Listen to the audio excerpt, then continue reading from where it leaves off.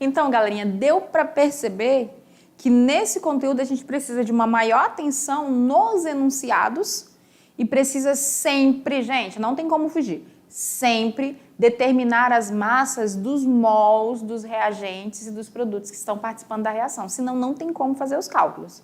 Mas vamos lá para a gente revisar, porque assim você vai ter mais chance de ter sucesso na sua atividade. Vamos lá para a revisão dessa aula de número 44.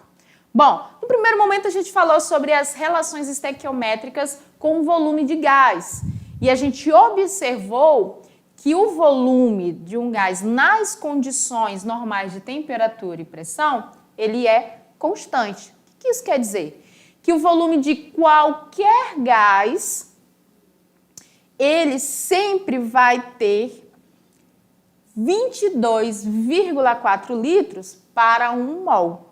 Ou seja, se for o gás hidrogênio, quase que não sai aqui, ó, hidrogênio, e eu quiser saber o volume de 1 mol desse gás, se nós estivermos nas condições normais de temperatura e pressão, 1 mol dele vai ter 22,4 litros, tá? Então, essa é a leitura que você tem que fazer dessa informação, 22,4 litros por mol. Então, 1 mol vai ter esse volume. Se eu tiver 2 mols, eu vou multiplicar esse volume por 2.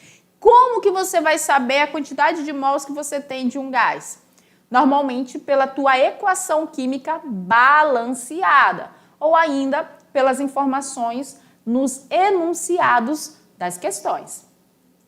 Nós falamos ainda também sobre reagente limitante, que é o reagente consumido totalmente em uma reação química.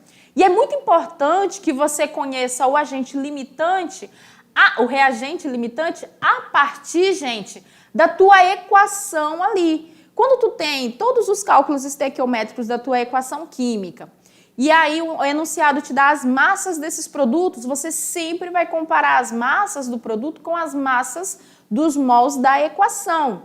Aquele que tiver em menor quantidade em relação à massa da equação padrão, ele vai ser o teu reagente limitante, né?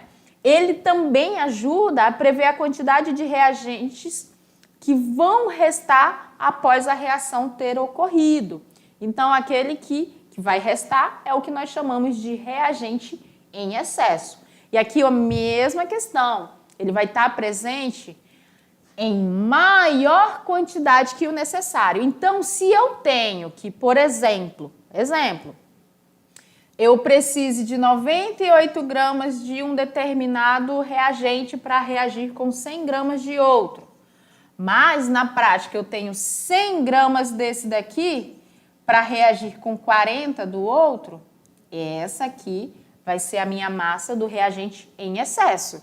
E esse cara aqui, ele vai ser o meu limitante. Por quê? Porque quando esses 40 gramas forem totalmente consumidos, a minha equação química, ela vai cessar, ela não vai continuar acontecendo. Então, tanto o reagente limitante quanto o reagente em excesso, eles vão servir para identificar a quantidade de produto que vão ser formados. E eu consigo, a partir do reagente limitante, determinar o excesso de reagente que vai estar sobrando no final da minha reação química. Ele também ajuda, no caso reagente em excesso, a determinar o produto formado, lembrando que o reagente limitante, ele determina a quantidade máxima possível.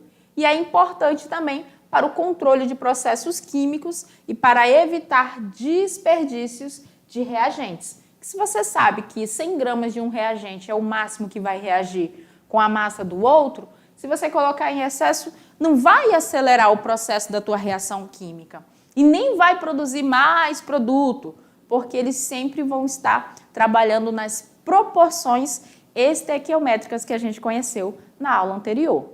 E agora, galerinha, a atividade de sala, você vai lá, vai praticar e eu aguardo vocês aqui para a gente fazer a correção juntos.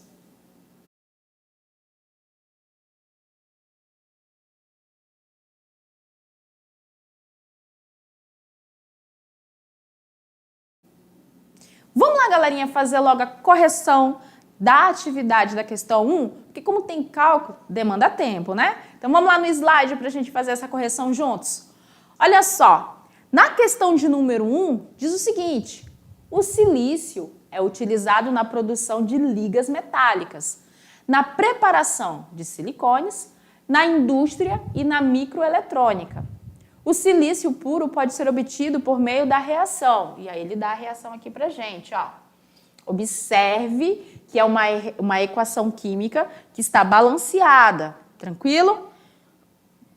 Aí ele fala, considerando a reação entre 510 gramas de SiCl4 e 150 gramas de magnésio, até que o reagente limitante seja totalmente consumido, determine a massa do silício formado no processo e a massa do reagente em excesso.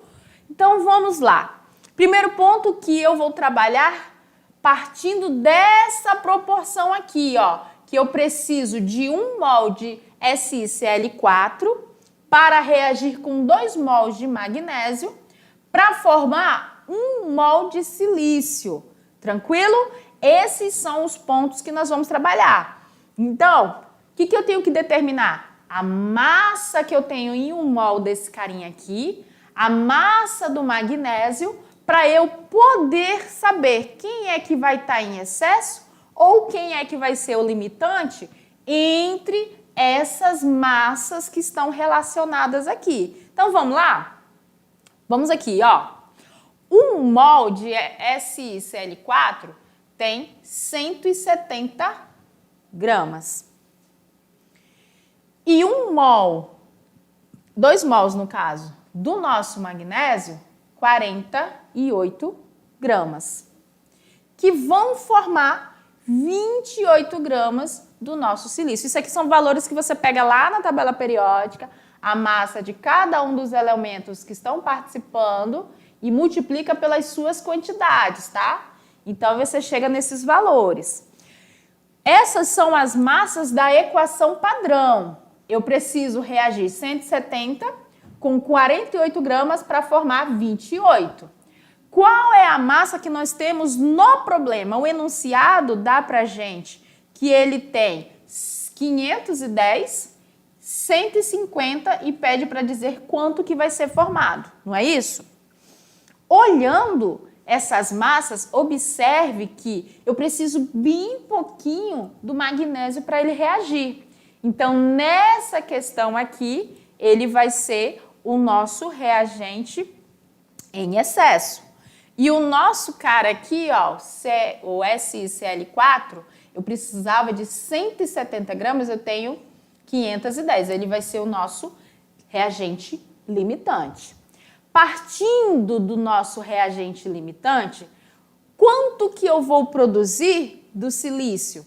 Então, se 170 gramas de SiCl4 formam 28 gramas de silício, professora, de onde a senhora tirou essa informação? Daqui, ó, 170 gramas formam 28 gramas. Só que eu não tenho 170, eu tenho 500, então 500 gramas de SiCl4 vão formar X gramas de silício. Multiplico o cruzado. Vai ficar 170 vezes X, 510 vezes 28. O resultado da multiplicação do 510 vezes 28 vai ser dividido por 170, que vai dar 84 gramas de silício. Esse é o valor da massa que vai ser produzido aqui, ó, por essa quantidade que o enunciado deu pra gente. Esse é o valor. Mas qual é a massa desse cara aqui que vai ficar em excesso? Então, vamos descobrir. Eu sei que quando eu tenho 170 gramas de SiCl4, eu preciso de 48 gramas de magnésio. Se eu tenho 510 gramas de CSICl4, quantas gramas de magnésio eu preciso para reagir com essas 500? Mesmo esquema, multiplico cruzado. Y vezes 170 510 vezes 48 vai dar aqui a multiplicação do 510 vezes 48 vai ser dividido por 170, que vai dar 144 gramas de magnésio. Eu preciso de 144 gramas de magnésio para reagir com as 510 dos SiCl4. Mas qual é a massa em excesso? Basta eu pegar a massa que eu tenho do magnésio, que é 150 gramas, e subtrair pela massa que eu preciso, que é 144. E isso já me dá que vai sobrar 6 gramas de magnésio. Por isso que o magnésio, por mais que você olhe e diga assim, ai professora, mas ele aqui, ó, 150 é menor que 500, ele está em menor quantidade, ele tinha que ser o limitante. Mas observe que é a proporção estequiométrica que vai determinar. Eu não preciso de 150 gramas para reagir com 510, eu preciso de apenas 144. Então, vão sobrar 6 gramas de magnésio, por isso que ele é o nosso reagente em excesso. Questão de número 2. Em uma reação entre ácido sulfúrico e hidróxido de sódio, foram misturados 122,5 gramas de ácido sulfúrico e 130 gramas de hidróxido de sódio. Segue a equação não balanceada. Segundo enunciado, não balanceado. Qual o reagente limitante e a massa de hidróxido de sódio consumida, respectivamente? Ele quer que você diga quem vai ser o limitante e qual vai ser a massa desse reagente aqui que vai ser consumida nesse quantitativo aqui dos nossos reagentes. Então, vamos lá. O que eu tenho que ter? As massas de cada mol dos nossos reagentes que estão participando da nossa equação. Eu sei que o ácido sulfúrico que a gente fez agora, a massa dele é 98 gramas por mol. E o hidróxido de sódio, 40 gramas por mol. Então, se eu tenho 1 mol de hidróxido de sódio, ácido clorídrico, significa que eu tenho 98 gramas. Já que para o hidróxido de sódio, se eu tenho ali 1 mol de hidróxido de sódio, eu teria 40 gramas. Só que nós temos, 2 mols de hidróxido de sódio, que vai dar 80 gramas. Então, se você for observar pela equação lá, que ele nos deu, pelos valores que ele nos deu, ele deu 122,5 para o ácido e 130 para a base, para o hidróxido de sódio. Sendo que, vou fazer aqui, dá 80 gramas. Sendo que o ácido, ele tem que estar em maior quantidade pela equação padrão, não tem que estar? 98 não é maior que 80? Só que eu tenho 122 para 130. Então, aqui, o meu agente limitante é o nosso ácido sulfúrico. Eu tenho menor quantidade que o necessário, fazendo com que o hidróxido de sódio seja o nosso agente em excesso. Agora eu preciso saber quanto do hidróxido de sódio vai ser consumido. Aí eu vou relacionar sempre com a massa padrão. Eu sei que 98 gramas de ácido sulfúrico reagem com 80 gramas de hidróxido de sódio. 122,5 gramas de ácido sulfúrico vão reagir com X gramas de hidróxido de sódio.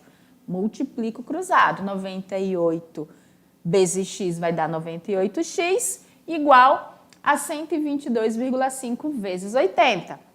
122,5 vezes 80 dá 9.800. Como o meu 98 está multiplicando X, ele passa dividindo. E eu vou consumir 100 gramas de hidróxido de sódio. Observe que eu tinha 130. Se eu consumir 100 gramas, vão ter o excesso de 30 gramas. Só que o problema não pediu o excesso, ele pediu quem é o agente limitante, que no caso é o ácido sulfúrico, e pediu a massa do hidróxido de sódio consumida, que a gente acabou de encontrar que vai ser 100 gramas. Por isso que a letra D, vamos voltar aqui, é a nossa alternativa correta. Ele diz que o agente limitante é o ácido e que são 100 gramas da base que são consumidas aí nesse processo. Tranquilo? Tranquilo talvez nem tanto, né, galera? Mas vai fluindo, vai fazendo com calma. Quando você tiver tempo, se você puder refazer essas questões, você vai entender um pouco mais também. E, para finalizar, se liga no Enem, questão de número 3, que diz o seguinte: a combustão incompleta de combustíveis fósseis produz monóxido de carbono, que é o nosso CO, um gás tóxico que, quando inalado, penetra nos pulmões, reduzindo a capacidade do sangue de transportar oxigênio através do corpo, pois o complexo formado com a hemoglobina é mais estável do que o formado com o oxigênio. Ponto. Admitindo-se que a reação completa, e aí ele dá a reação completa aqui pra gente, é essa daqui, ó. A gente está admitindo que a reação é completa. 2 mols de monóxido de carbono reagem com 1 mol de oxigênio e formam 2 mols de dióxido de carbono. Podemos afirmar que a quantidade de matéria de oxigênio presente no final da reação, quando 9 mols de monóxido de carbono reagem com 8 mols de oxigênio em recipiente fechado é? Então, olha só o que ele deu pra gente. Primeiro ponto que a gente tem que observar são os coeficientes estequiométricos da equação padrão. Pela equação padrão, eu sempre vou precisar de 2 mols de monóxido de carbono para reagir com apenas 1 mol de oxigênio e assim formar 2 mols de dióxido de carbono. Esse é o nosso padrão. Só que eu não tenho 1 mol. Ele quer o quê? 2 mols de monóxido de carbono, 9 mols de monóxido de carbono para reagir com 8 mols de oxigênio. Se você volta na equação aqui, você percebe que o monóxido de carbono é sempre o dobro do oxigênio. Mas as quantidades que nós temos são bem próximas, 9 mols de monóxido para reagir com 8 mols de oxigênio. Então, ele quer saber qual é a quantidade de matéria, qual é a quantidade de mol de oxigênio presente na reação final. Então, ele quer o excesso. Vamos olhar aqui, ó. Primeiro passo, a gente tem que analisar a estequiometria, ou seja, a proporção por mol. A gente viu que a proporção é 2 mols de monóxido para 1 mol de oxigênio, formando 2 mols de dióxido de carbono. Com isso, a proporção que a gente tem é de 2 para 1, que é igual a 0,5, ou seja, que é a metade, não é? A quantidade de mol de oxigênio não é a metade da quantidade de mol de monóxido de carbono? Então, 0,5. Então, aqui, o que eu tenho? Eu tenho que determinar a quantidade de mol que vai ser utilizado.